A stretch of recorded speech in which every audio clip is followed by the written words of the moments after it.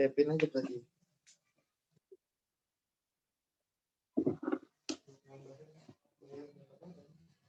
Kan ada 3 juga yang 01 tuh. Ya, transfer. Sangat ya.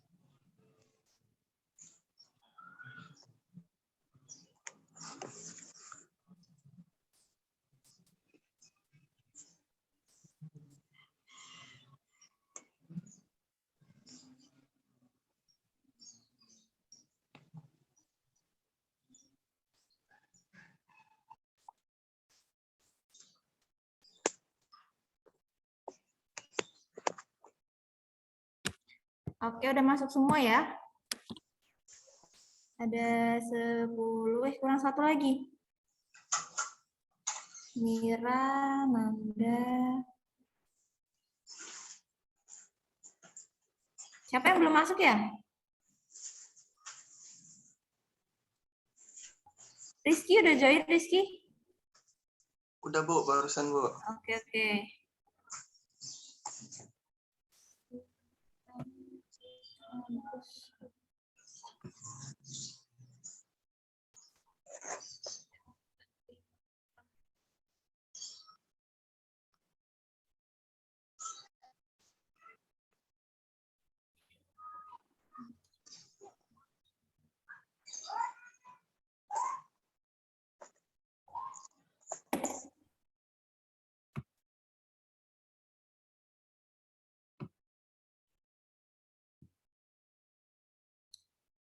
Oke, kita mulai aja ya. Nanti temennya yang belum join bisa join.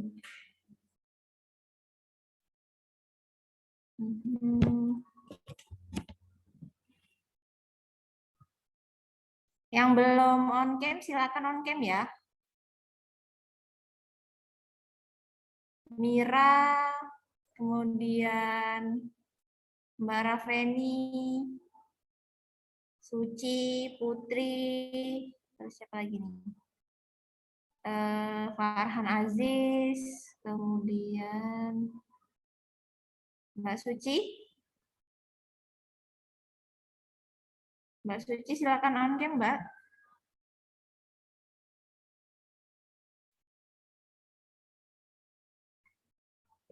Halo. Ya, Bu. Oke. Ya Bu. Mbak Putri ini lagi di luar atau gimana?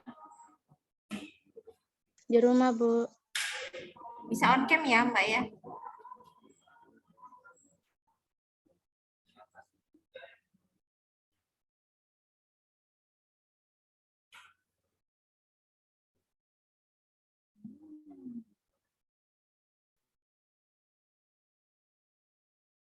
Mbak Intan, Mbak Suci, dan Mbak Putri ini bisa on cam nggak kira-kira?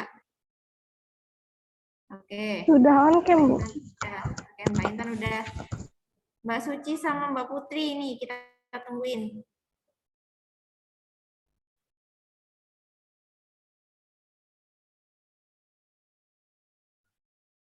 Oke. Ayo Mbak Putri ini mana on cam?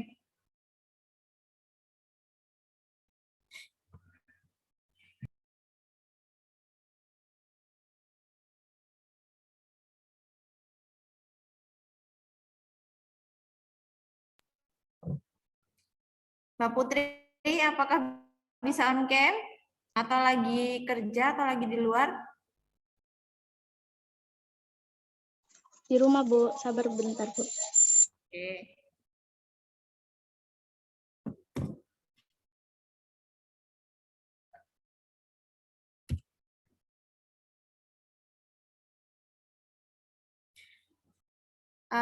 Oke, sambil nungguin Mbak Putri on cam ya, kita mulai aja ya. Karena ini udah lewat 10 menit lebih.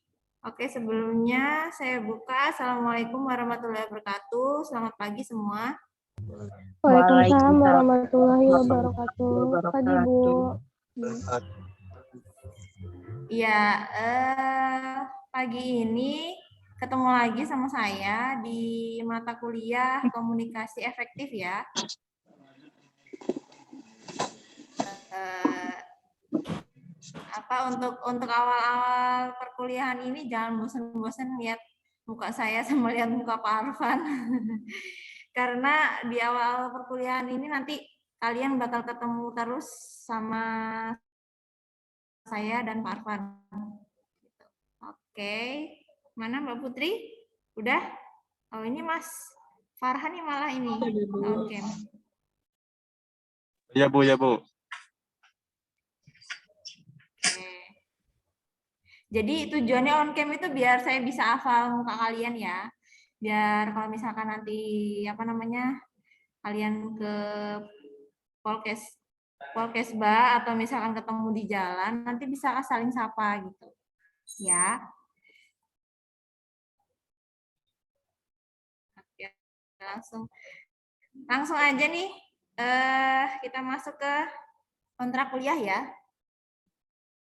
Jadi di sini saya akan menjelaskan mengenai komunikasi efektif, di mana dosen penanggung jawabnya saya sendiri, gitu. Di mata kuliah ini ada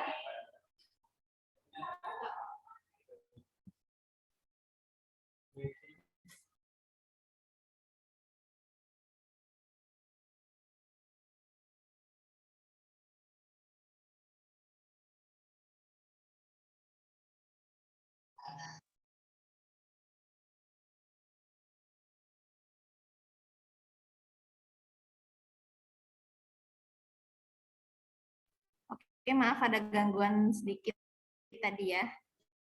Kita lanjutkan ya.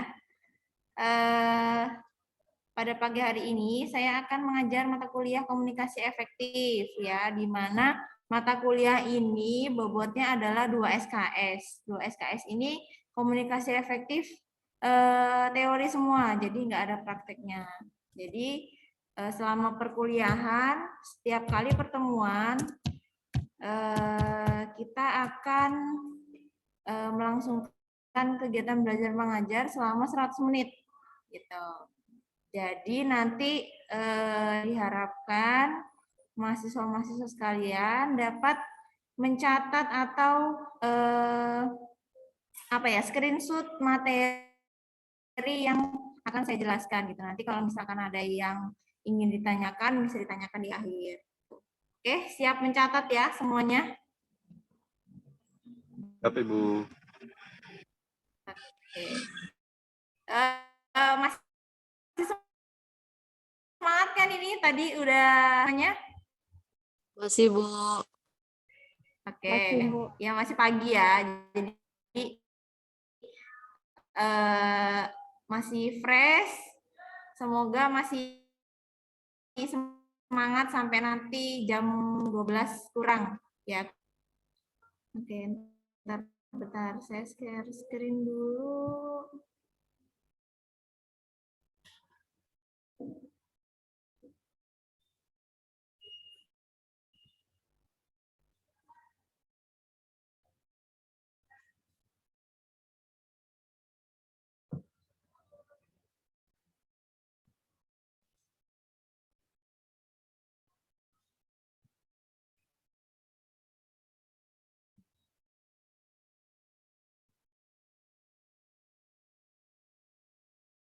Apakah sudah terlihat share screen-nya? Kelihatan, Bu. Oke, kelihatan ya. Jadi sama kayak kemarin ini sebelum kita masuk ke perkuliahan, saya akan menjelaskan tentang kontrak perkuliahan di mata kuliah komunikasi efektif ini. Gitu. Di mana komunikasi efektif ini jumlahnya ada 2 SKS ya. 2 SKS. Enggak apa-apa.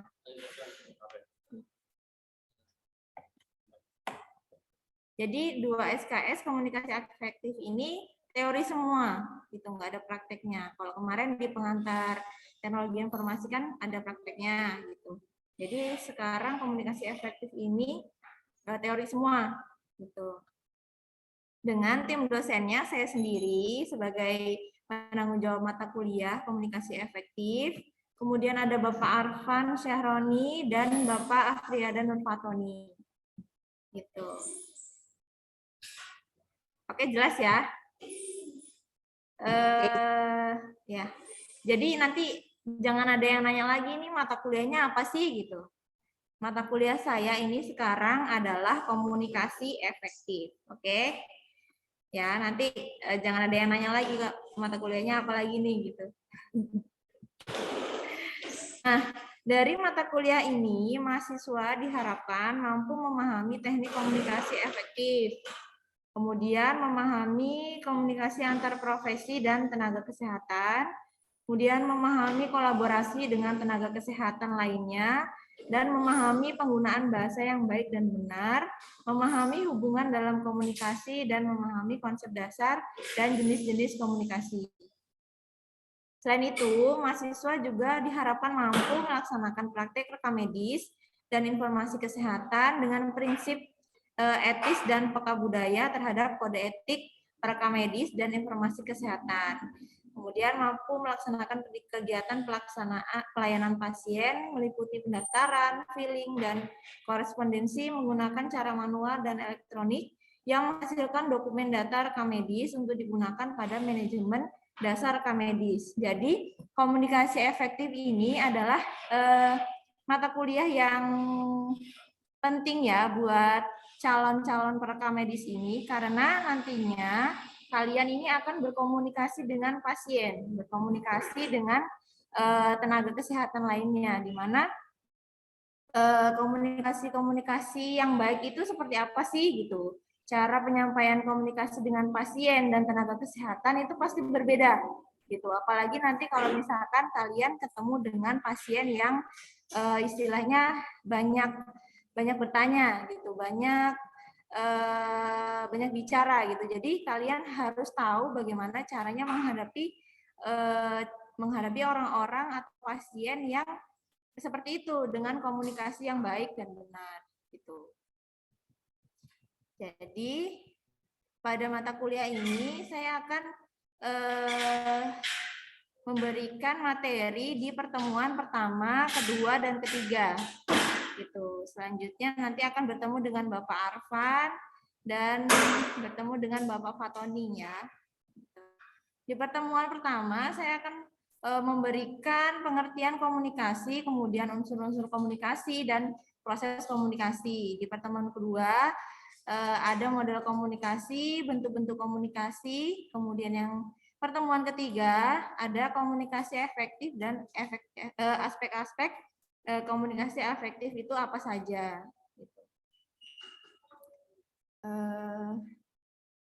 Itu adalah ruang lingkup pembahasan yang akan saya jelaskan di pertemuan pertama, kedua, dan ketiga. Kemudian untuk referensi atau buku bacaan bisa kalian gunakan apa saja. Gitu. Nah ini saya ambil beberapa buku tentang komunikasi kesehatan, ada dari jaminan mutu pelayanan kesehatan, kemudian komunikasi konseling, komunikasi organisasi, buku ajar pelayanan kesehatan, dan lain-lain. Gitu. Jadi juga saya ada contoh tentang buku komunikasi efektif ini dari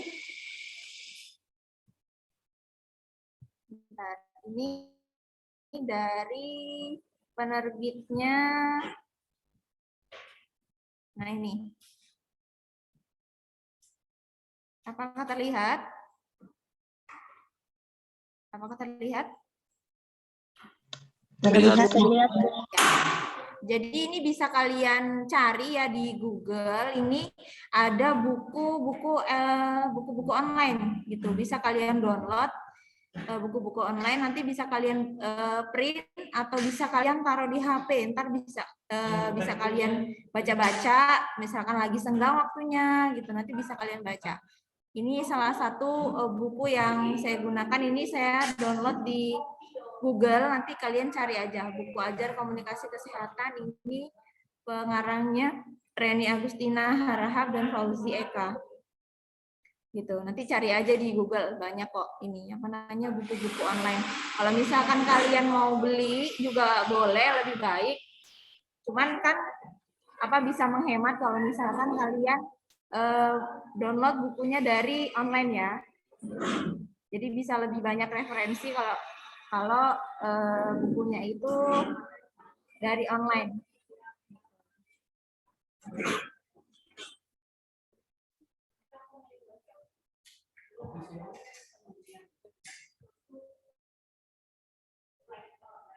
Oke, kemudian selanjutnya, nah kriteria penilaian ini agak sedikit berbeda dari kriteria penilaian yang punya SKS-nya ada prakteknya gitu. Jadi di komunikasi efektif ini kan tidak ada praktek. Jadi yang lebih ditekankan itu di tugas dan kuis. Jadi tugasnya itu adalah 10%, kemudian kuisnya ada 2 kali. Kuis 1 itu 15% dan kuis 2 adalah 15%. UAS dan UTS sama seperti mata kuliah yang lain itu 25% dan 35%.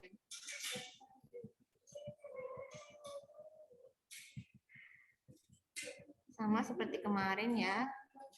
Kontrak kuliahnya wajib on cam, kemudian terlambatan tolerir 15 menit, kemudian kalau misalkan tidak hadir diizinkan sebanyak 3 kali pertemuan, kemudian mahasiswa diwajibkan mengambil gambar atau capture, dan mahasiswa diwajibkan mengisi link Google Form. Itu yang paling penting ya, mahasiswa harus mengisi presensi setiap perkuliahan.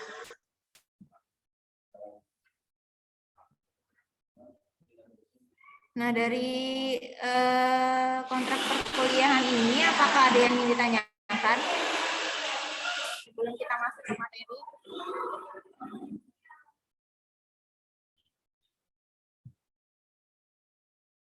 Halo? Apakah ada yang ingin ditanyakan? Cukup, Ibu. Nanti kalau misalkan ini nanti jangan ini ya, di tengah jalan nanti ada yang tanya lagi kontrak perkuliahannya apa, sedangkan kita udah masuk ke pembahasan materi gitu. Oke, kalau mau misalkan dari sekarang nanya dari sekarang aja tentang kontrak perkuliahan.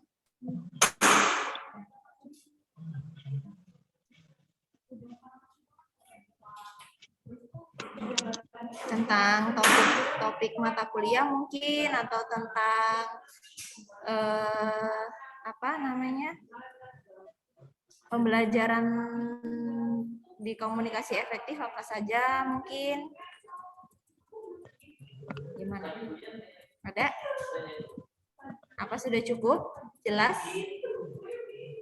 Cukup, Bu, jelas. Cukup jelas.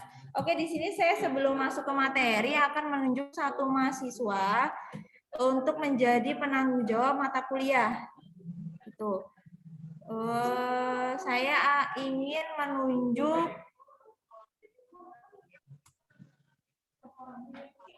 menunjuk Mbak Intan. Mbak Intan? Siap, Bu. Oke, Mbak Intan ya, komunikasi efektif ya, penanggung jawabnya ya. Jadi di sini saya jelaskan lagi ya, biar jelas nih, penanggung jawab mata kuliah itu tugasnya adalah menghubungi dosen. Kalau misalkan ada dosen, misalkan saya berhalangan hadir gitu, nanti Mbak Intan yang akan menghubungi saya gitu. Apakah akan diganti di lain waktu ataukah misalkan akan diganti sore nanti atau kapan gitu. Selain itu, tugas dari penanggung jawab ini juga mengumpulkan tugas-tugas dari teman-teman yang lain gitu.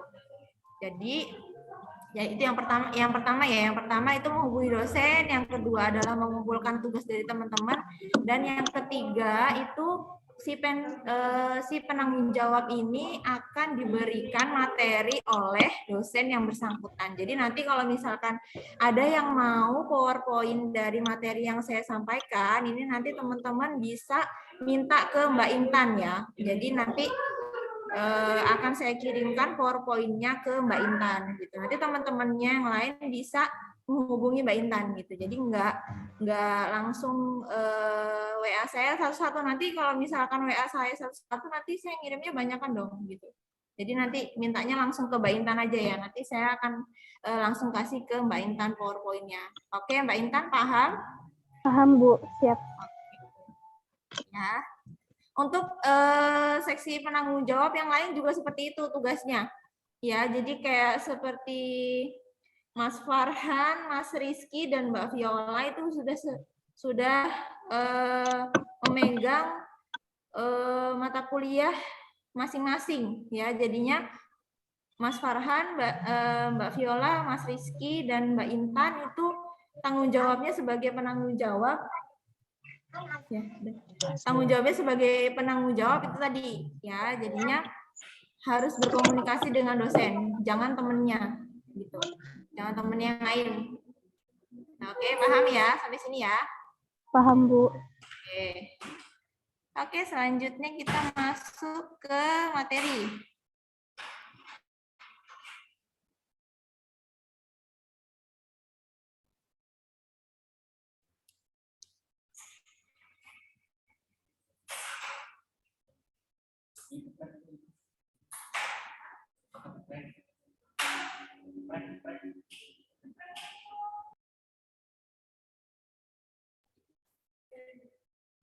Oke, apakah terlihat PowerPoint-nya?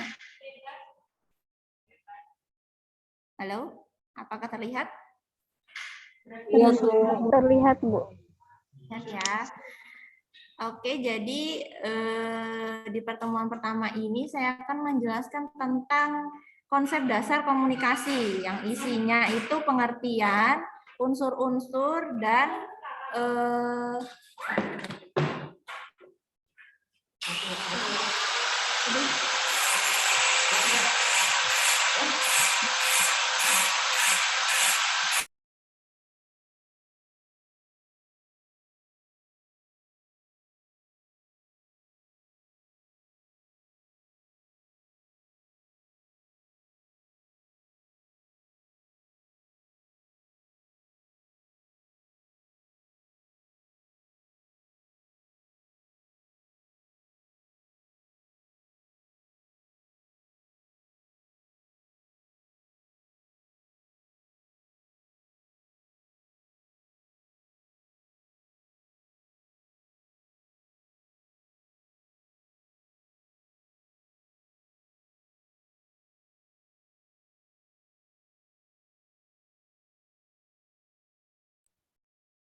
maaf ya, ada kendala sebentar tadi.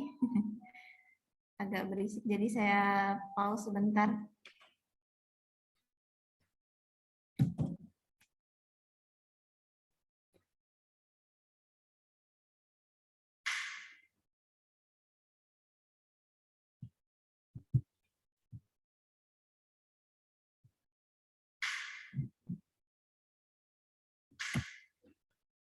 Oke, saya lanjutkan ya. Yang pertama ini adalah tentang pengertian komunikasi, di mana komunikasi ini dibagi menjadi dua, yaitu komunikasi secara langsung dan komunikasi tidak langsung.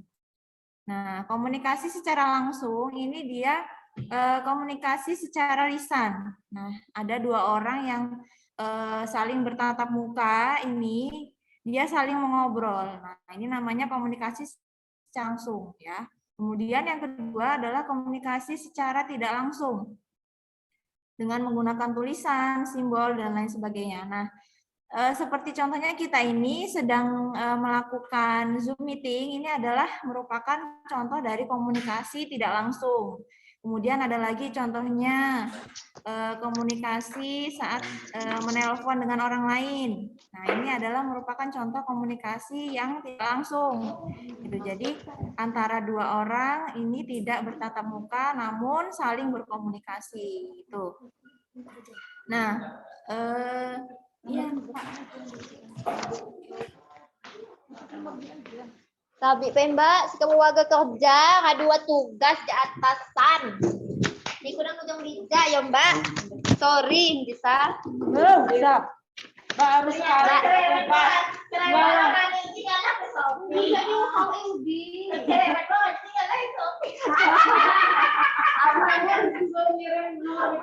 Kemarin ini mata tercapai, kapan ang bika dan mga kerja nga dikinusan. Ini kayak banyak, gue kasih. Loh, kasih Kak Maya tuh. Itu. Banyaknya gawus.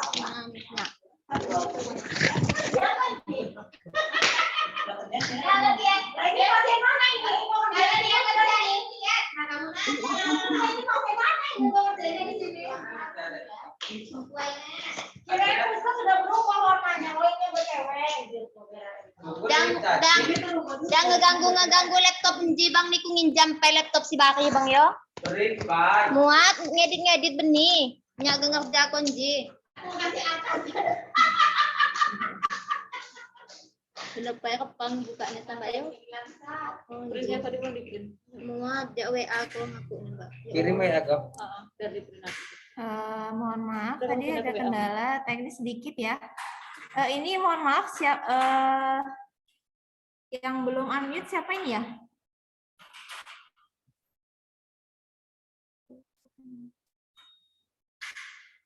Oke, udah di unmute.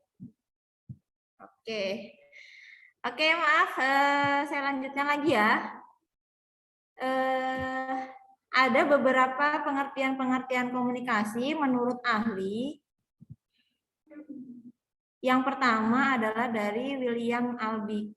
Nah, si William ini menjelaskan bahwa komunikasi ini adalah proses pengiriman lambang-lambang yang berarti antara individu.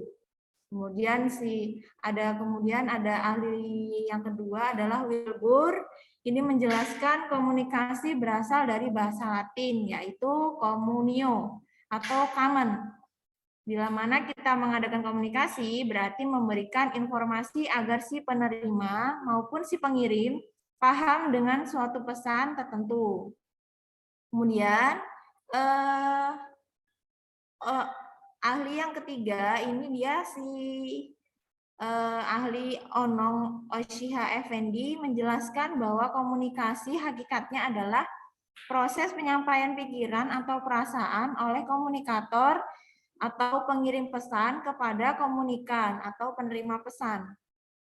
Yang keempat, ada ahli bernama Bernard. Ini menjelaskan komunikasi adalah transmisi informasi, gagasan, emosi, dan keterampilan dan sebagainya dengan menggunakan simbol. Jadi ada beberapa ahli yang menjelaskan pengertian komunikasi gitu ya. Ada beberapa pakar ini yang menjelaskan tentang komunikasi. Nah, menurut paradigma Laswell, untuk memahami komunikasi ini adalah harus ada beberapa faktor, yaitu yang pertama siapakah yang menyampaikan.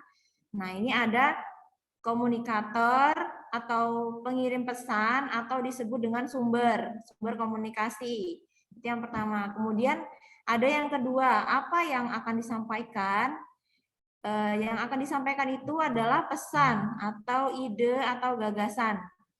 Gitu. Kemudian yang ketiga, melalui saluran apa komunikasi dilakukan? Saluran ini adalah media ya. Nah, media ini bisa berupa sarana atau media ini bisa disebut dengan contohnya media cetak atau media elektronik. Itu adalah merupakan saluran atau media penghubung antara komunikator dan komunikan.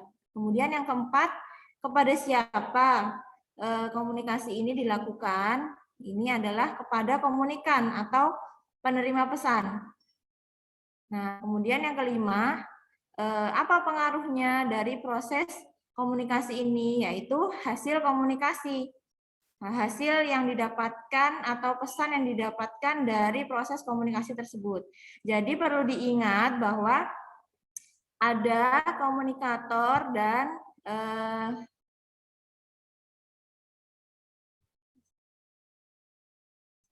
ada komunikator dan ada komunikan.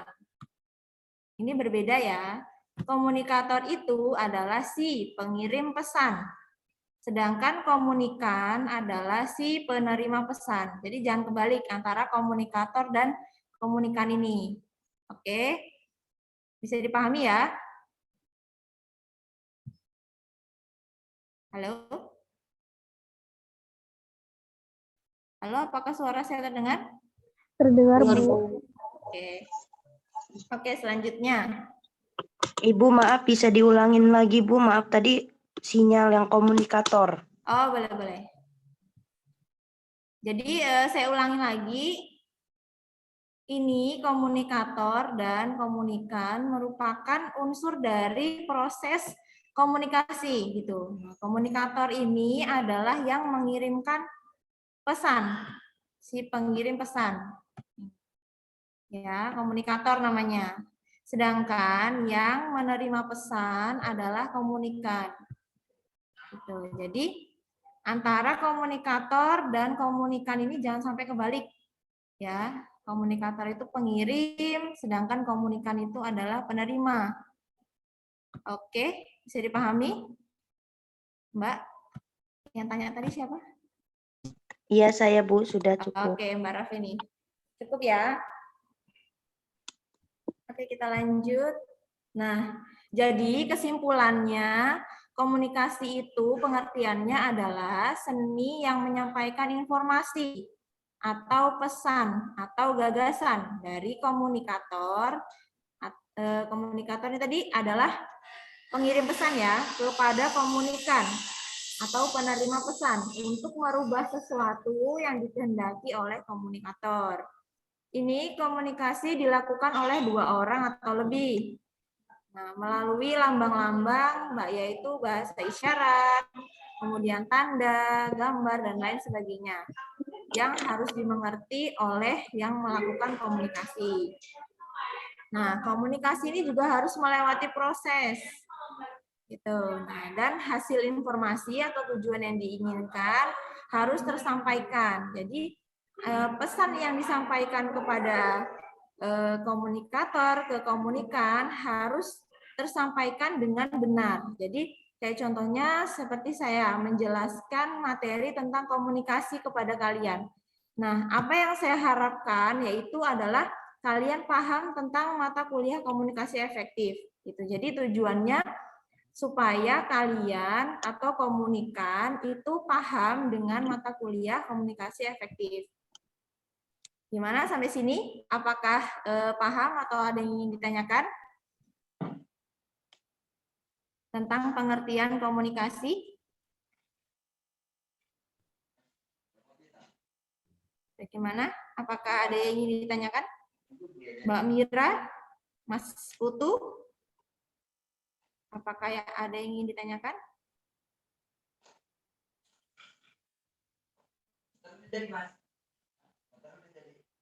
Halo? Halo, masih bersama saya? Iya, Bu.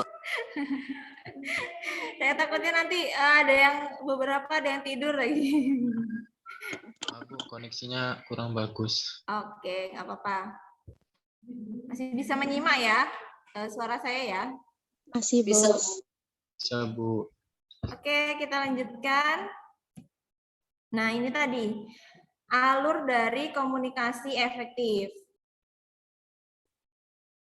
Nah, di mana ada ini subjek atau komunikator nih tadi, ini memberikan pesan kepada komunikan atau penerima pesan.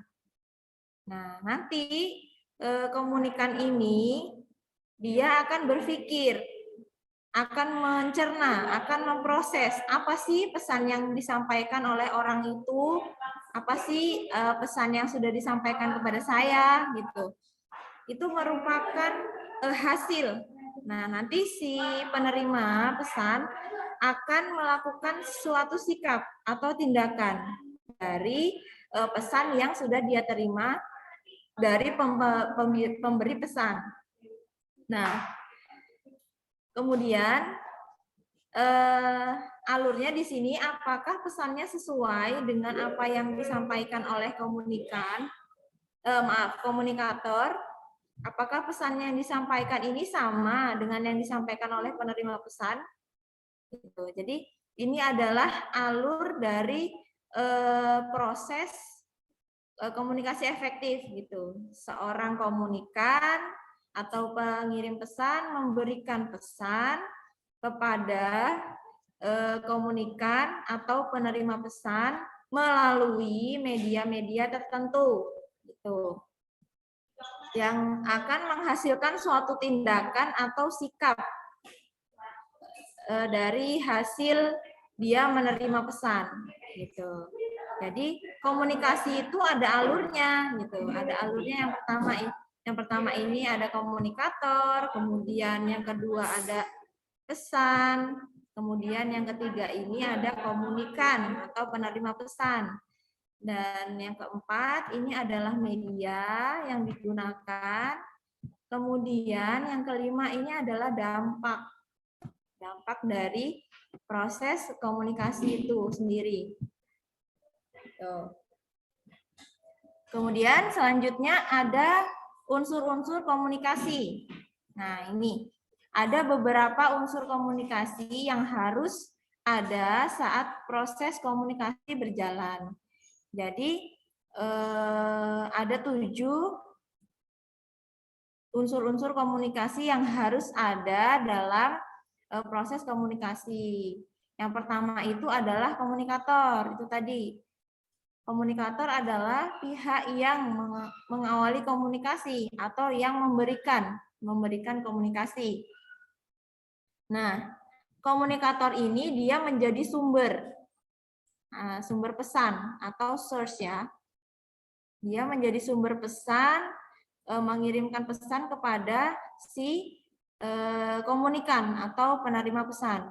Nih, seperti gambar ini ya. Sender ini adalah pengirim pesan, kemudian receiver ini adalah penerima pesan. Gitu. Nah, komunikator ini terjadi melalui proses komunikasi dengan orang lain. Dalam pikirannya terjadi rangsangan, kemudian menimbulkan kebutuhan, selanjutnya mendorong untuk menyampaikan perasaan atau gagasan kepada orang. Jadi, seperti contohnya saya sekarang ini sebagai komunikator ya. Nah, saya menyiapkan pesan atau menyiapkan materi tentang komunikasi efektif untuk diberikan kepada kalian. Jadi, nanti saya akan menyampaikan gagasan atau materi kepada orang lain, kepada kalian gitu. Jadi unsur yang pertama itu ada komunikator ya. Selanjutnya yang kedua ada yang dinamakan itu pesan. Pesan yang akan dikomunikasikan, kemudian ada atau informasi di mana pesan ini adalah sesuatu yang disampaikan pengirim kepada penerima pesan gitu. Jadi antara pengirim dan penerima itu ada di tengah-tengahnya ada pesan atau informasi apa. Nah, seperti contoh nanti kalian sebagai perekam medis itu nanti antara kalian dan pasien itu di tengah-tengahnya ada pesan. Ada sesuatu yang disampaikan kepada kalian. Misalkan pasien itu datang kepada kalian Bu, Pak, saya ingin berobat gitu. Saya ingin melakukan pengobatan atau misalkan ingin konsultasi dengan dokter gitu. Nah, itu adalah merupakan contoh pesan. Itu nanti yang pesan itu akan kalian cerna, akan kalian proses, itu nanti akan mengambil rekam medis dari pasien tersebut gitu. Jadi nanti pesan dari pasien ini kalian proses, kalian cari rekam medisnya, kemudian si pasien ini atau pemberi pesan ini akan melakukan pemeriksaan selanjutnya kepada dokter gitu. Nah, kemudian selanjutnya ada media atau saluran atau channel yang digunakan untuk komunikasi media. Nah, pesan ini bisa berupa media lisan, kemudian media tertulis, dan media elektronik. Tuh. Di mana media lisan ini merupakan penyampaian sendiri pesan secara oral melalui telepon atau saluran lainnya kepada perorangan. Gitu. Contohnya kalian ngobrol dengan teman kalian atau ngobrol dengan pasien, nah itu medianya secara lisan atau secara langsung gitu. Jadi tidak ada perantara lain gitu. Hanya ada kalian berdua gitu. Jadi medianya itu secara lisan, secara langsung. Kemudian yang kedua ada media tertulis. Media tertulis ini bisa disampaikan secara tertulis. Seperti contoh kalian mengirim surat kepada teman atau mengirim surat kepada kepada saudara kalian. Nah, itu contoh media yang tertulis. Kemudian yang ketiga ini adalah media elektronik. Media elektronik ini dia bisa menggunakan HP, bisa menggunakan email, bisa menggunakan radio, kemudian contoh-contoh media elektronik lain seperti iklan di TV itu bisa menjadi media elektronik seperti itu. Kemudian selanjutnya yang keempat, unsur lingkungan. Nah, unsur lingkungan ini dibagi menjadi 4, yaitu yang pertama lingkungan secara fisik, kemudian lingkungan sosial budaya, kemudian lingkungan psikologis, dan dimensi waktu. Nah, lingkungan fisik ini berupa jarak antara pemberi pesan dan penerima pesan. Kemudian lingkungan sosial budaya ini contohnya itu adalah bahasa, misalkan di sini ada orang Jawa dan orang Lampung nih misalkan. Nah, bahasa Jawa dan bahasa Lampung itu kan berbeda gitu. Jadi antara orang satu dengan orang yang lain itu harus sama-sama ngerti gitu. Kalau misalkan satu orang Jawa, satu orang Lampung gitu. Yang harus digunakan adalah bahasa Indonesia gitu. Jadi biar sama-sama paham antara pemberi pesan atau komunikator dengan komunikan, penerima pesan gitu. Jadi harus menggunakan bahasa Indonesia, jangan menggunakan bahasa daerah masing-masing. Nah, itu merupakan contoh dari lingkungan sosial budaya ya. Nah, selanjutnya ada lingkungan psikologis. Nah, lingkungan psikologis ini misalkan si pemberi pesan ini memberikan suatu pesan yang agak mengkritik atau menyinggung orang lain gitu. Misalkan, kok kamu gendut sih sekarang, apa ini sering makan. Nah, kayak gitu. Itu adalah salah satu bahasa atau pesan yang menyinggung ya gitu. Apa enggak contohnya lain lagi, kok kamu hari ini mukanya kusam sih kayak gitu. Jadi jangan sampai menyinggung lawan bicara kita gitu. Jadi pilihlah bahasa-bahasa yang tidak menyinggung perasaan orang lain gitu. Itu dari unsur psikologis. Jadi kita dalam berkomunikasi itu juga harus ada harus ada etikanya, gitu. Harus memikirkan perasaan orang lain. Gitu. Apa yang akan kita sampaikan, pesan apa yang akan kita sampaikan tidak boleh sampai menyinggung perasaannya. Gitu, oke. Kemudian yang keempat adalah dimensi waktu. Nah, dimensi waktu ini juga harus diperhitungkan. Misalkan contoh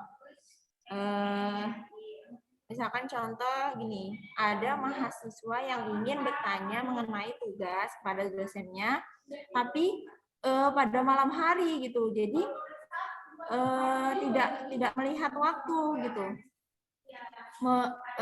Situasinya kalau misalkan harusnya itu siang hari atau sore hari. Jadi ada tata krama atau sopan santunnya dalam proses komunikasi berlangsung gitu. Jadi misalkan ada mahasiswa yang ingin bertanya mengenai tugas ataupun materi kepada dosennya, harus melihat waktu, harus melihat situasi gitu. Jangan nanti kalau misalkan sudah malam, sudah jam 9 gitu, Bu, mau tanya nih tugasnya apa aja kayak gitu, pasti nggak bakal dibalas sama dosennya gitu, karena situasinya udah malam gitu, nggak sesuai dengan proses komunikasi gitu.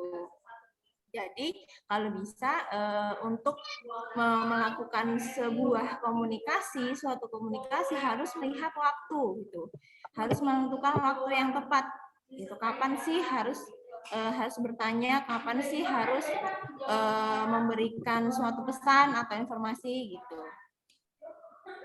Nah, kemudian yang kelima, unsur yang kelima ini adalah penerima pesan atau komunikan. Nah, komunikan ini tadi seperti yang saya jelaskan di depan adalah pihak yang menerima pesan atau yang menjadi sasaran. Sasaran yang dikirim oleh sumber. Nah, ini dia penerima pesan ini juga bisa disebut dengan audiens. Nah, kalian ini sedang mendengarkan saya ini bisa dikatakan dengan audiens atau penerima pesan ya. Nah, penerima pesan itu merupakan kunci keberhasilan komunikasi. Mengenai karakteristik dari penerima pesan, dengan mengetahui siapa yang akan menjadi penerima pesan, maka pesan dapat dirancang sebaik mungkin sesuai karakteristik penerima, sehingga tujuan komunikasi akan tercapai. Jadi, keberhasilan komunikasi itu adalah dari penerima pesan. Misalkan nih, kalian jadi perekam medis ya, jadi perekam medis, kemudian ada pasien yang datang, Bu, saya mau berobat, kayak gitu. Nah, kalian harus menanyakan nomor rekam medisnya ada tidak, Bu, gitu. Nomor rekam medisnya apakah hafal, apakah Ibu bawa suratnya, kayak gitu. Jadi yang akan kalian sampaikan itu harus dimengerti oleh si penerima pesan. Jadi apa yang perekam medis sampaikan itu harus diterima dengan baik oleh si pasien tersebut. Jadi jangan ada miskomunikasi atau kesalahpahaman dalam penerimaan pesan gitu. Jadi nanti bisa-bisa kalau misalkan salah terima pesan atau miskomunikasi, pasien bisa marah sama si perekam medis gitu. Nah, rata-rata saya juga pernah melihat si perekam medis ini dimarah-marah oleh pasien gitu. Di sini ada yang udah kerja ya sebagai perekam medis ya, Mbak Nanda udah kerja ya di perekam medis ya? Iya, Bu. Ya, pernah kan ke pasien yang ya agak ngeyel, agak suka nada tinggi kayak gitu? Sering, Bu.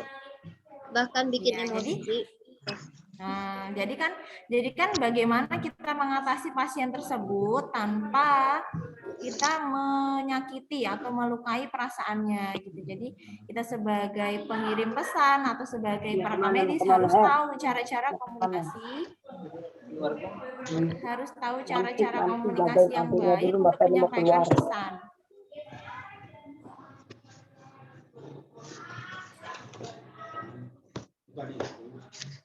Mohon maaf, Mbak Rafeni, apakah bisa di-mute?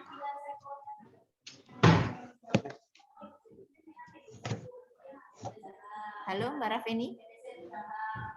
Sudah, Ibu. Ya. Selanjutnya ya, yang keenam, unsur komunikasi itu adalah feedback atau umpan balik. Umpan balik itu merupakan unsur yang sangat penting.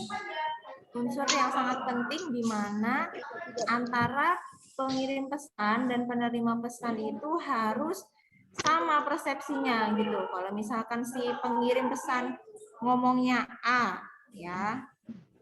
Jadi penerima pesan itu juga harus dapat pesan itu A juga hasilnya gitu. Jadi sama-sama paham, sama-sama mengerti gitu. Jadi nggak boleh kalau misalkan si penerima pesan itu A ya, ngomongnya kita A nih. Nanti si penerima pesan itu dia penerima pesan itu menerimanya B gitu. Jangan sampai seperti itu. Ya, jadi feedback atau umpan balik ini harus bersifat positif gitu. Jadi umpan balik yang positif itu bila tanggapan penerima menunjukkan kesediaan menerima, mengerti pesan dengan baik serta memberikan tanggapan sesuai yang diinginkan pengirim.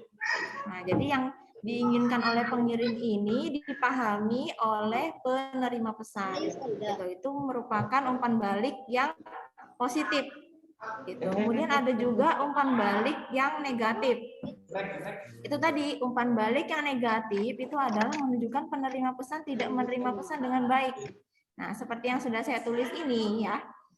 Si penerima memberikan pesan yang isinya A. Kemudian penerima pesan ini juga harus isinya A juga. Nah, ini merupakan umpan balik yang positif gitu. Nah, kalau misalkan si pengirim pesan ini memberikan pesan A, kemudian si penerima pesan mendapatkan pesan itu adalah B hasilnya, ini merupakan umpan balik yang negatif gitu. Jadi tidak ada kesamaan pesan antara pengirim dan penerima gitu ya. Dia nggak sinkron antara pesan yang dikasih sama pesan yang diterima gitu. Itu merupakan umpan balik atau feedback. Nah, selanjutnya yang terakhir itu unsur komunikasi adalah pengaruh atau dampak. Pengaruh atau dampak adalah perbedaan antara yang dipikirkan, yang dirasakan dan dilakukan oleh penerima pesan sebelum dan sesudah menerima pesan. Nah, yang ini terjadi pada pengetahuan, sikap, dan tingkah laku seseorang. Nah, aku nggak mau kopi. Nah, seperti yang dijelaskan pada contoh ini, pada contoh gambar ini ya. Nah, ini dosennya, ini misalkan contohnya saya ini, saya menjelaskan ini A. Nah, kalian mahasiswa saya mengerti dan paham bahwa yang saya sampaikan adalah A. Ini misalkan contohnya nih Mbak Mira. Apa Mbak Mira ini yang saya jelaskan? Oh, A. Nah, mahasiswa lain juga memahami apa yang saya sampaikan. Misalkan Mbak Putri, ya Bu, saya paham apa yang disampaikan Ibu A. Nah, gitu. Jadi antara dosen, antara pengirim pesan ya saya dan kepada kalian penerima pesan ini sama-sama persepsinya A semua. Nih, ya. A ini merupakan pesan ya. Muat, Nah, ada lagi. Langsung dapat dibuka. Di laptop malah itu dibuka mana? Mbak Nanda? Iya, Bu. Mbak Nanda silakan di-mute ya, Mbak ya. Oke, sudah.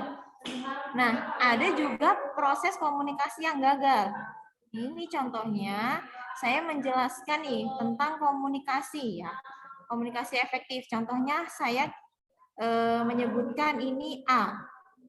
Nah, saya tanya kepada mahasiswa saya, ternyata yang ditangkap pesannya itu berbeda-beda. Kayak misalkan contohnya Mbak Mira menangkap apa yang saya sampaikan itu A. Kemudian mahasiswa lain menangkap pesan saya itu A1. Gitu. Jadi antara A dan A1 ini kan sudah berbeda nih pesannya. Jadi ini adalah merupakan proses komunikasi yang gagal. Jadi antara pengirim pesan dengan penerima pesan itu tidak sama, gitu. Tidak sama informasinya yang didapat, gitu. Jadi itu tadi ya ada 7 unsur-unsur komunikasi apa saja yang harus ada dalam proses komunikasi. Oke. Sekarang saya mau bertanya kepada Mas Rizky. Coba Mas Rizky. Coba Mas Rizky, saya ingin tanya. Dari awal saya tadi jelaskan. Coba Mas Rizky jelaskan apa yang dimaksud dengan pengertian komunikasi. Menurut versi Mas Rizky deh. Yang dari yang saya sampaikan tadi. Halo Mas Rizky? Ya, Bu. Ya, coba apa sih yang dimaksud dengan pengertian komunikasi? Menurut Mas Rizky, komunikasi itu apa sih gitu loh? Coba. Bu, kayak Mas Rizky. itu Bu, bisa berbicara langsung atau tidak langsung. Langsung kayak ngobrol sama lebih dari minimal 2 orang. Ya, terus? Kalau itu bisa melalui ini kayak gini nih Bu, tidak langsung. Terus?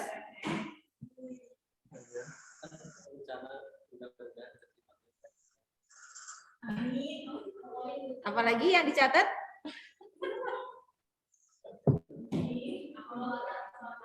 Cukup itu yang dicatat? Ya Bu. Oke. Gimana yang lain? Coba saya mau tanya ke Mbak Intan deh. Ayo Mbak Intan, apa sih pengertian dari komunikasi itu tadi? Di awal-awal tadi saya jelaskan. Kayak penyampaian Halo Mbak Intan. informasi. Iya, Bu, siap. Kayak Iya, penyampaian iya. informasi. Iya. Terus? Penyampaian perasaan informasi. juga Terus? kepada si penerima maupun si pengirim. Oke. Selain itu apa lagi yang ada dalam komunikasi? Penyampaian informasi, kan? Kemudian apalagi Gagasan, dilakukan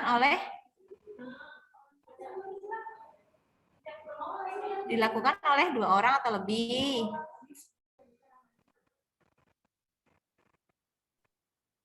Mbak Intan? iya, iya Bu. Coba diulangin Mbak, pengertian komunikasi menurut Mbak Intan. Yang tadi udah saya jelaskan, Mbak Intan pahamnya seperti apa? Pengertian komunikasi. Pengertian komunikasi itu seperti kayak penyampaian informasi yang dilakukan oleh 2 orang kepada si penerima maupun Iya, benar. pengirim. Oke, ya benar-benar. Oke, Mbak Intan sama Mas Rizky bisa jawab pertanyaan saya, berarti menyimak ya dari awal, alhamdulillah. Jadi saya ulangin lagi ya, pengertian dari komunikasi ini sudah saya jelaskan di awal. Pengertian dari komunikasi itu adalah proses penyampaian informasi. Nah, ini proses penyampaian informasi berupa pesan atau ide dari komunikator atau pengirim pesan kepada penerima pesan untuk mengubah sesuatu yang dihendaki. Itu dilakukan oleh 2 orang atau lebih. Kemudian harus melalui proses, kemudian melalui media-media atau lambang-lambang. Gitu. Nah, jadi paham ya yang lain ya? Oke, tadi Mas Rizky dan Mbak Intan sudah bagus jawabnya. Selanjutnya ini saya ingin bertanya tentang alur komunikasi. Coba.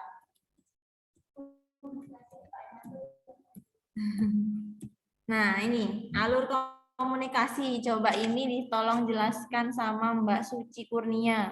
Gambar ini apa sih maksudnya? Alur komunikasi. Halo, Mbak Suci?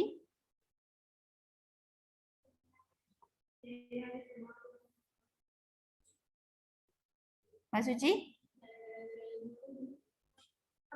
Apakah masih ini ikut Mbak Suci? Mana Mbak Suci? Oh, Mbak Suci nggak on cam ya? Halo, Mbak Suci?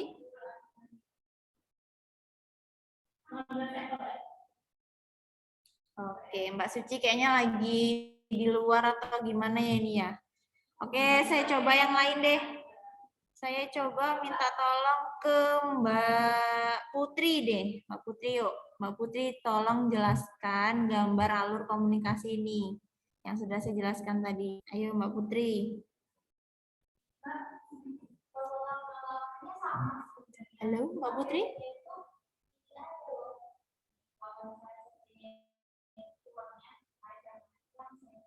Mbak Putri juga nggak on cam ya ini kayaknya ya?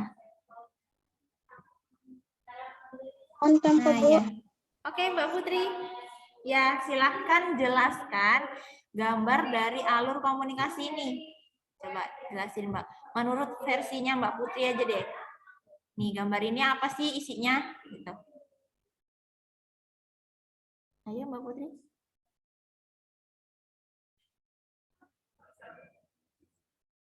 Mbak Putri.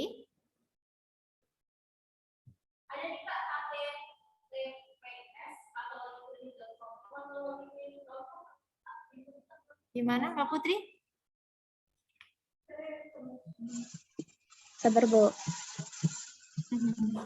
Oke, ditungguin deh Mbak Putri.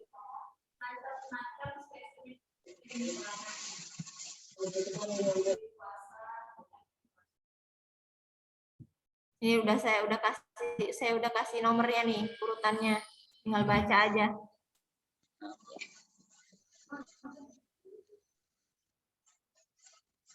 Alur komunikasi tadi ya, Bu ya. Kan di sini ada Ya. subjek sama objek kan. Di sini kayak pesanan media hasil. Ya. Kayak misalkan contohnya gini ya, Bu ya.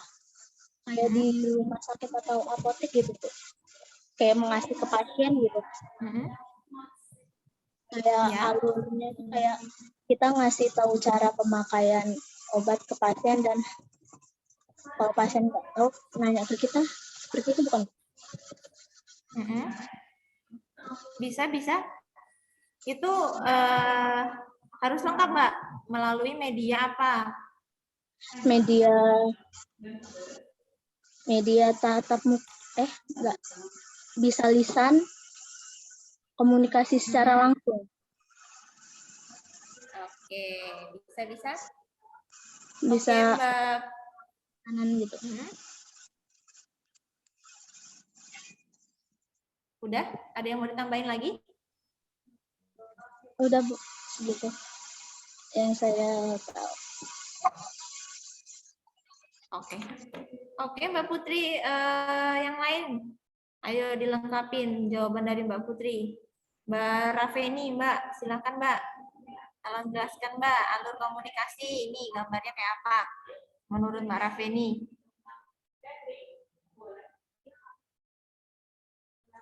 Halo, Mbak Rafeni?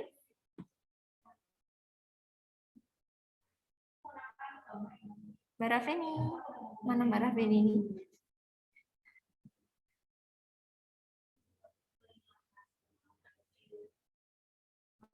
Kok Mbak Rafeni keluar ya? Halo, Mbak Rafeni? Iya, Ibu. Oke.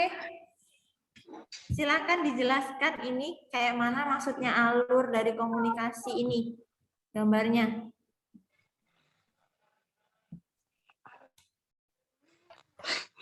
Ini tadi aku keluar sebentar ini, Ibu. Lagi ada yang datang di rumah. Oh gitu. Ini aja, sepengetahuannya Mbak Rafeni aja ngelihat gambar ini seperti apa. Ini udah saya nomor-nomor ini urutannya. Subjek mempengaruhi objek agar mau berpikir dan bersikap dan bertindak sesuai keinginan subjek.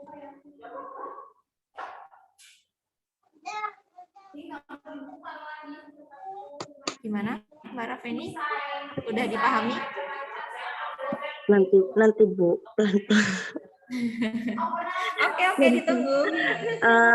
Aku nih niatnya tadi mau izin karena aku mau kunjungan ke rumah wali murid ini Ibu. Oh gitu. Aku nanti minta PowerPoint, aku sambil belajar pelan-pelan ya Bu ya. Oh gitu, oke deh. Oke Karena deh, nggak tadi apa-apa. ada guru, saya kedatangan guru ngajakin saya untuk kunjungan ke rumah wali murid ini Bu. Oh gitu. Udah janjian tadi jam 11. Karena disambi kerja juga ya Mbak ya? Iya makanya, kebetulan kan saya memang Oke mewakili deh. kepala sekolah Bu. Jadi kalau ada kunjungan-kunjungan, saya yang pertama mendampingi gitu. Gitu. Oke, nggak Nanti apa-apa, dimaklumin. saya boleh minta PowerPoint-nya ya Bu ya. Nanti saya pelan-pelan belajar Iya. lagi. Kalau saya udah Iya. santai, kalau saya udah agak sedikit tenang. Oke deh, nanti minta ke penanggung jawabnya aja ya, ke Mbak Intan ya. Nanti PowerPoint-nya aku kasih ke Mbak Ibu. Intan. Aku sebelumnya Oke. mohon maaf banget ini Bu. Iya, nggak apa-apa Mbak. Aku boleh izin live karena aku udah janjian tadi jam 11. Ini sama wali muridnya bisa dikunjunginnya jam 11 ke rumahnya. Jadi aku boleh izin live, Ibu. Oh gitu. Ini aja Mbak Rafeni isi absensi dulu di kolom chat itu ya.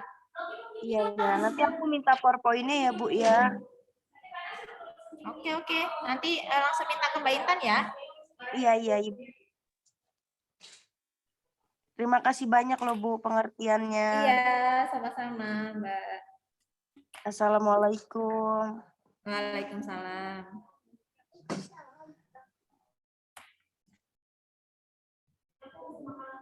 Oke ya. Jadi ini saya ulangi tentang alur dari komunikasi ini ya. Di mana alur komunikasi ini adalah pengirim pesan atau komunikator atau yang disebut dengan subjek. Subjek nomor 1, subjek. Ini memberikan pesan atau mempengaruhi objek ya. Mempengaruhi objek ini adalah komunikan atau si penerima pesan ya, atau disebut dengan objek. Nah, objek ini setelah dia menerima pesan, dia akan berpikir, dia akan memproses pesan apa sih yang udah disampaikan oleh si subjek. Nah, nanti setelah dia proses, setelah dia berpikir si objek ini, kemudian dia akan bertindak atau bersikap. Kayak misalkan contohnya, saya ngasih pesan, saya ngasih informasi kepada kalian bahwa akan ada tugas, misalkan. Nah, kalian sebagai objek ini kemudian berpikir tugasnya apa aja sih gitu. Nah, setelah dicerna, setelah diproses, kalian akan bersikap atau bertindak. Oh, tugasnya seperti ini. Jadi saya akan melakukannya. Oh, tugasnya seperti itu. Jadi saya akan mengerjakannya. Gitu. Jadi dari subjek ini atau penerima pesan yang kemudian proses melalui suatu. Halo, apakah suara saya terputus? Terputus-putus Bu suaranya. Putus-putus ya. Sekarang masih terputus-putus apa sudah? Sudah Bu. Sudah ya. Nah, saya lanjutkan. Ini pesan menggunakan media seperti tadi yang sudah dijelaskan sama Mbak Putri ya.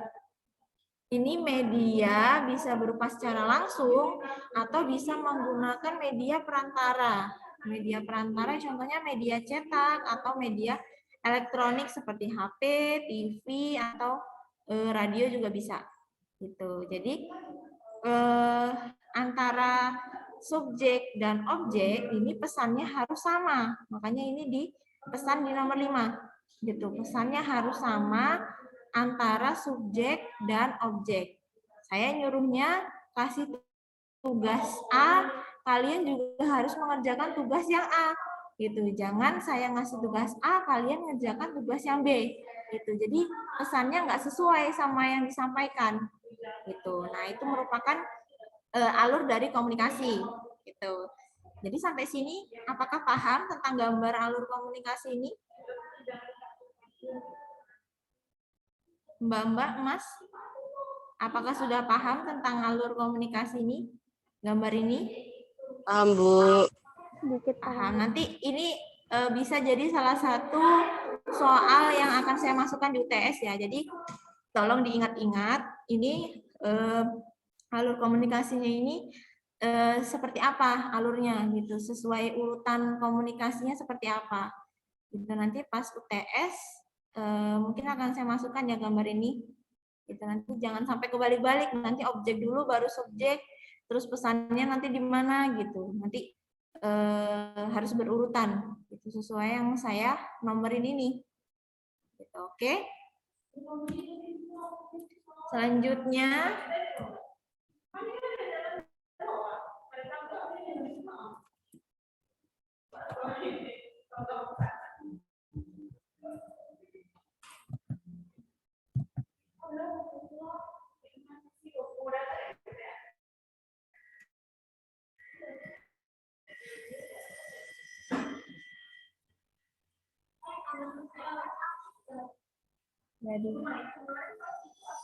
nah, selanjutnya ini adalah komponen komunikasi. Nah, balik lagi, komponen komunikasi ini hampir sama dengan unsur komunikasi ya. Di mana komponen komunikasi itu yang pertama adalah harus ada komunikan. Komunikan itu adalah pemberi pesan. Nah, ini pemberi pesan ini harus memberikan pesan yang benar-benar dimengerti oleh penerima. Kemudian keputusan yang diambil secara sadar untuk mencapai tujuan. Dan keputusan yang diambil secara sadar untuk kepentingan pribadinya. Jadi ada beberapa syarat yang harus ada dalam komunikan atau pengirim pesan. Ini ada 3 syaratnya ya. Ini ada harus benar-benar dimengerti, kemudian merupakan keputusan secara sadar, dan keputusan untuk kepentingan pribadi. Itu. Yang kedua, komponennya adalah komponen komunikator. Nah, komunikator ini harus ada 2 faktor. Yang pertama itu adalah kepercayaan kepada komunikator. Jadi, misalkan ini kalian sebagai komunikan nih, komunikan itu harus mempercayai komunikator. Jadi kalian sebagai mahasiswa percaya kepada saya bahwa saya akan menyampaikan materi sesuai dengan jurusan rekam medis gitu. Jadi kepercayaan daripada komunikator kepada komunikan gitu. Kemudian yang kedua, daya tarik komunikator. Daya tarik komunikator itu dia saat sedang menyampaikan pesan, si komunikan ini dia mendengarkan dengan baik atau tidak, dia menyimak dengan baik atau tidak. Nah, itu merupakan daya tarik ya. Kemudian yang ketiga ada komponen pesan. Nah, komponen pesan ini bisa berupa isinya nasihat, informasi, kemudian bimbingan, kemudian dorongan, kemudian materi seperti yang sedang saya sampaikan ini. Itu merupakan komponen pesan. Nah, yang keempat itu adalah komponen umpan balik. Komponen umpan balik ini dia mengukur besarnya informasi yang diterima dan dibandingkan dengan yang diberikan. Jadi misalkan saya memberikan materi hari ini ada 3 nih, tentang pengertian komunikasi, kemudian tentang unsur-unsur komunikasi dan tentang komponen komunikasi. Sedangkan yang kalian ingat itu hanya pengertian komunikasi saja gitu. Jadi yang dua ini kemana nih gitu. Jadi komponen umpan balik ini juga penting untuk mengukur seberapa banyak pesan yang didengarkan atau yang didapatkan oleh penerima pesan gitu.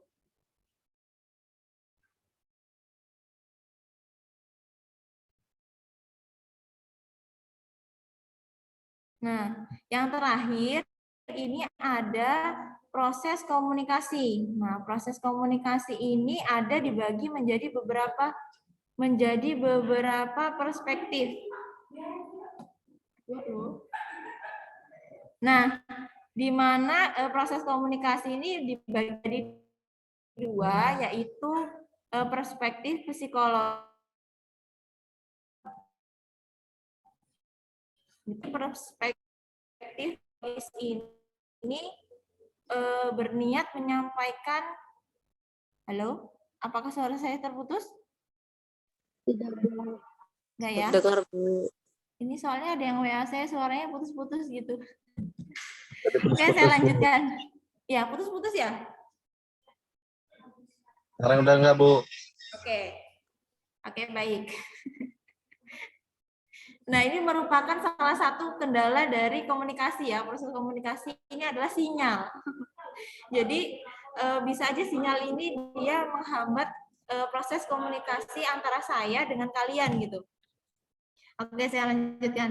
Ini yang pertama adalah proses perspektif psikologis, di mana komunikan ini mengerti isi pesan atau pikiran dari komunikator. Maka komunikasi terjadi dan sebaliknya. Jadi apa yang diinginkan oleh pengirim pesan ini dimengerti oleh si penerima pesan. Jadi sama-sama klop gitu antara yang mengirim dan menerima gitu. Jadi misalkan contohnya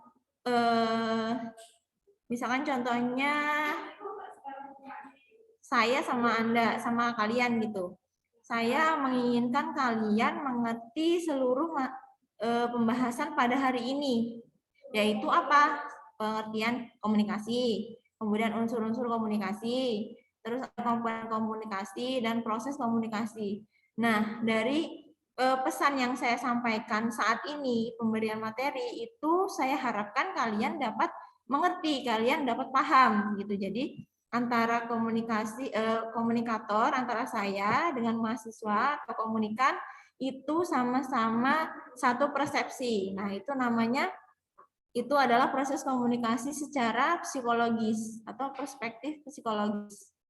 Ya. Nah, ini ada gambarnya juga tentang proses komunikasi yang psikologis gitu. Ini hampir sama gambarnya dengan alur komunikasi yang tadi ya. Cuman di sini dia ada encoding dan decoding. Di mana encoding ini adalah proses pengemasan pesan, kemudian pesan ini akan disampaikan menggunakan apa sih gitu. Nah, si pengirim pesan ini melakukan encoding. Misalkan saya nih, sebagai komunikator, memberikan materi kepada kalian. Nanti saya jelaskan materi ini kepada kalian agar kalian mengerti. Itu merupakan proses dari encoding gitu. Salah satunya adalah saya menyiapkan materi untuk kalian supaya kalian paham apakah pesan yang akan saya sampaikan di mata kuliah hari ini. Tuh, ya. Nah, kemudian pesan disampaikan nih. Pesan disampaikan melalui channel. Channel itu menggunakan media. Nah, seperti contohnya saya ini menggunakan media elektronik ya. Menggunakan laptop, menggunakan HP. Nah, itu saya siapa ini? Bu, maaf izin ke toilet. Oke, nggak apa-apa Mbak Mira. Oke, Mbak Mira. Kemudian melalui media ini, melalui laptop ini, saya memberikan pesan atau memberikan materi kepada kalian tentang materi komunikasi efektif. Nah, materi ini akan kalian baca, akan kalian terima. Ini melalui proses decoding. Nah, decoding ini adalah kalian berpikir atau mengolah atau memproses pesan yang saya berikan, yang sudah saya berikan, gitu. Jadi dengan pesan yang sudah saya sampaikan atau materi yang saya sampaikan, kalian harus mengolahnya, harus berpikir, harus mengerti, harus memahami. Kemudian akan menghasilkan respon, gitu. Oh iya, saya jadi paham nih materi tentang komunikasi efektif. Oh, saya bisa menerapkan nih komunikasi efektif kepada pasien nanti kalau saya sudah menjadi perekam medis. Nah, gitu contohnya. Jadi ini adalah contoh proses komunikasi ya. Tuh, ini adalah urutan-urutannya dari proses komunikasi.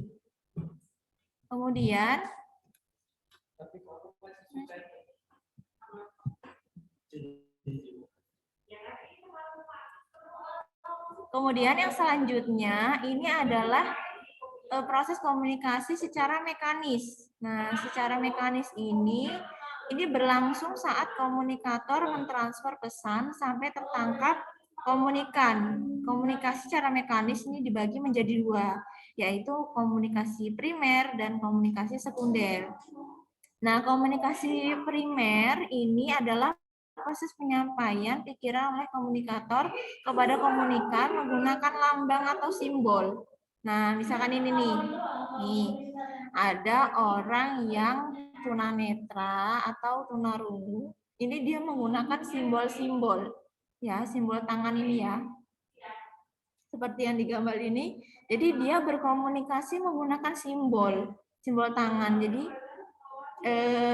antara orang-orang yang tunanetra ini dia berbicara menggunakan simbol atau menggunakan lambang atau menggunakan isyarat tangan gitu. Jadi antara mereka itu masih bisa tetap melakukan suatu komunikasi dengan menggunakan lambang-lambang gitu. Contohnya seperti gambar ini ya. Itu merupakan komunikasi secara primer. Gitu. Yang kedua ada komunikasi secara sekunder. Ini merupakan proses penyampaian pesan dengan menggunakan alat atau sarana sebagai media setelah lambang. Nah, komunikasi sekunder ini dia menggunakan media. Ini menggunakan media atau channel atau apa tadi sarana. Itu contohnya ya seperti HP, seperti laptop, seperti TV. Ya pokoknya media-media cetak, kemudian kayak seperti banner itu bisa sebagai bentuk komunikasi yang sekunder gitu. Jadi dia komunikasinya tidak langsung gitu melalui media gitu. Kemudian yang selanjutnya ini ada proses komunikasi linier. Proses komunikasi linier itu merupakan penyampaian pesan dari komunikator kepada komunikan sebagai titik terminal. Nah, komunikasi linier ini dan komunikasi sirkular ini hampir sama ya. Ya, yang ketiga dan keempat ini terjadi umpan balik dari komunikan dan komunikator. Jadi antara linier dan sirkular ini harus sama-sama ada umpan balik dari pesan yang sudah disampaikan. Jadi proses komunikasi ini juga mewajibkan adanya umpan balik atau feedback. Gitu. Jadi setelah pesan disampaikan itu harus ada umpan balik dari komunikan ke komunikator. Gitu. Nah, ini ada gambar contoh komunikasi satu arah dan komunikasi dua arah ya. Ini saya jelaskan komunikasi satu arah ini di mana terdapat sumber informasi, kemudian media transmisi, dan tujuan penerimaan informasi. Ini langsung saja saya contohkan komunikasi satu arah ini. Bisa saya contohkan media leaflet yang dipasang oleh seseorang, misalkan contohnya ada diskon di supermarket mana gitu. Nah, leaflet itu banner itu ditempel di pinggir-pinggir jalan gitu. Jadi banner itu adalah merupakan pesan yang dinamakan pesan satu arah gitu. Jadi atau memasang banner, orang-orang bisa membacanya, tapi si pembaca ini tidak bisa melakukan komunikasi umpan balik gitu. Jadi cuman bisa baca informasi yang ada di banner aja gitu. Itu merupakan komunikasi satu arah. Nah, sedang ini ada sumber tujuan, kemudian berbalik lagi menjadi sumber informasi, media transmisi, dan tujuan. Nah, contohnya komunikasi dua arah itu ya saat ini sedang kita lakukan gitu. Saya menjelaskan kepada kalian, kemudian saya bertanya, kalian menjawab gitu. Itu adalah merupakan komunikasi dua arah. Jadi antara penanya dan penjawab itu saling berkomunikasi atau saling bersautan gitu. Itu merupakan komunikasi dua arah gitu. Terus selanjutnya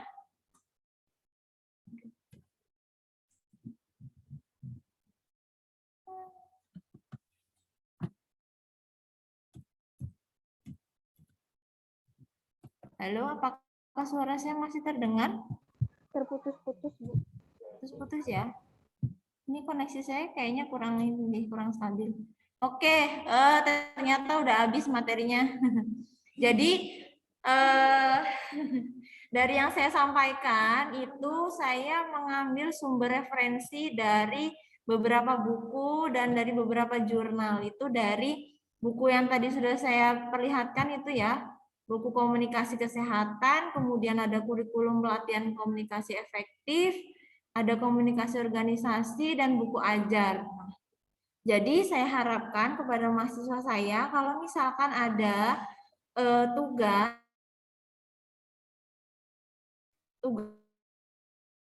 apapun itu kalian akan sumber referensinya. Apakah itu dari buku, apakah itu dari jurnal, apakah itu dari artikel terpercaya gitu. Jadi kalian harus meletakkan atau menulis sumber referensi yang sudah kalian ambil gitu. Misalkan kalian ambil dari jurnal seseorang gitu. Nah, kalian harus cantumkan jurnal dari siapa sih gitu yang kalian ambil. Jadi biar yang kalian ambil itu tidak plagiarisme.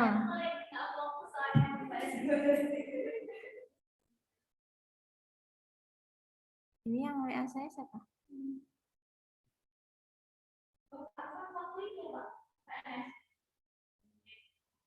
Oke, Mbak Suci, ini nggak ini ya sinyalnya jelek ya, Mbak Suci ya?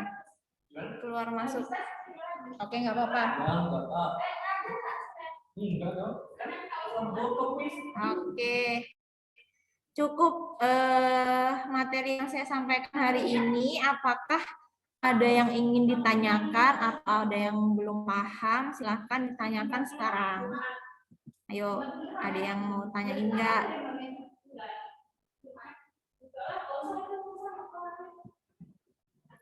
Halo? Apakah ada yang ingin ditanyakan?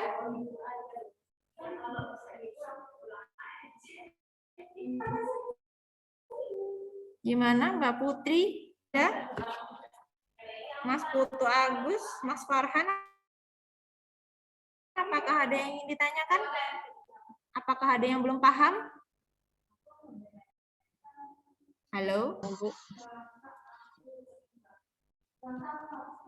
Ada yang ingin ditanyakan lagi nggak? Sudah, Bu. Udah, nanti kalau misalkan pas UTS nanti nggak paham, ayo. Mendingan sekarang aja ditanyain. Ayo. Gimana? Ada yang ingin ditanyakan nggak?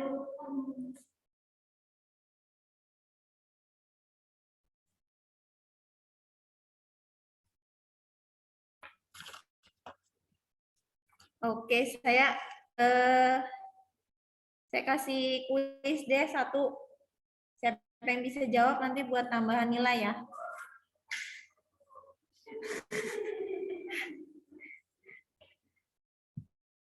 Oke, saya kasih satu kuis.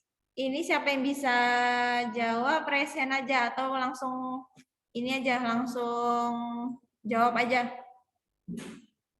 Sebutkan namanya, kemudian jawabannya apa. Ya, dengarkan baik-baik. Tolong sebutkan unsur-unsur komunikasi dalam proses komunikasi. Ayo, unsur-unsur komunikasi apa aja? Ayo, siapa yang bisa jawab? Jadi tambahan nanti, nilainya nanti di akhir. Boleh Bu, saya Bu. Saya Bu. Siapa nih namanya? Mas Putu ya? Putu Agus Bu. Ya, Mas Putu, ayo silakan. Unsur-unsur komunikasi adalah komunikator, pihak yang mengawali komunikasi atau sumber Ya, pemberi betul. pesan.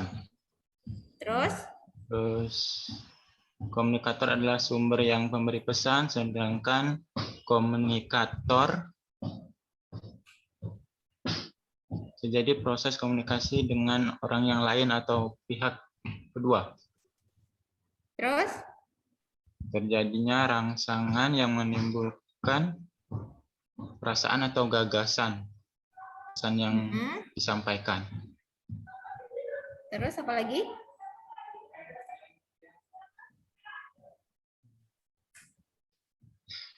Cukup sih Bu, itu aja kayaknya. Cukup?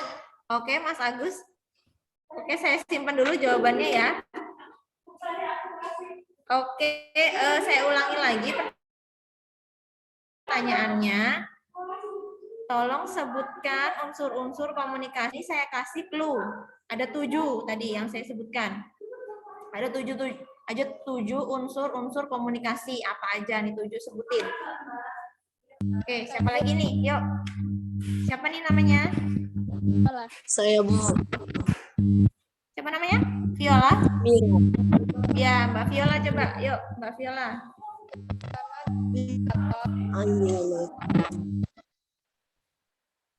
Yang pertama ada komunikator, terus Ya, benar. yang kedua ada pesan, Ya. yang ketiga ada media saluran, Benar. yang keempat ada lingkungannya, Benar. Terus? ada penerima pesan atau komunikasi, Iya, sip. yang kedua umpan balik, Benar. Terus? ada pengaruh atau dampak. Oke. Kuis kali ini didapatkan oleh Mbak Viola. Oke, Mbak Viola, selamat dapat tambahan skor ya.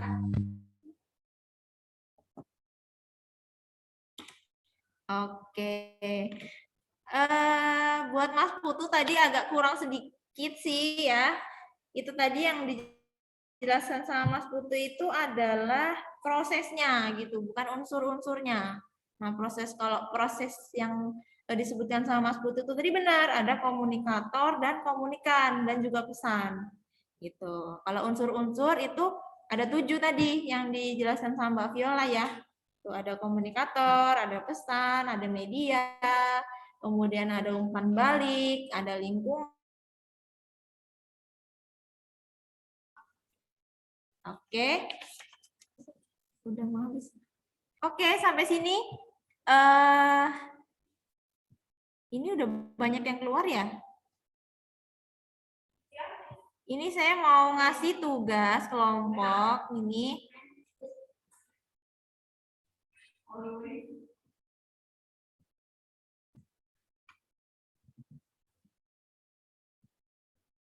Oke, tugas kelompoknya bisa dibaca.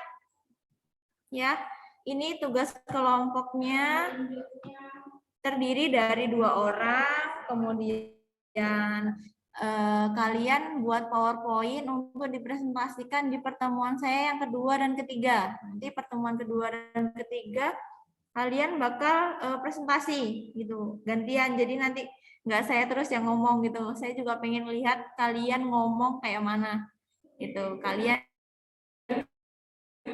menjelaskan di depan teman-temannya yang lain bagaimana gitu. Nah, kelompok pertama itu ada tentang pengertian komunikasi dan unsur-unsur komunikasi. Ini saya minta Mbak Mira dan Mas Putu satu kelompok ya. Kemudian kelompok kedua ada proses komunikasi dan alur komunikasi. Ini Mbak Nanda dan Mbak Rafeni. Kemudian ada kelompok ketiga itu model komunikasi. Ini akan dipresentasikan oleh Mbak Intan dan Rizky, Mas Rizky ya.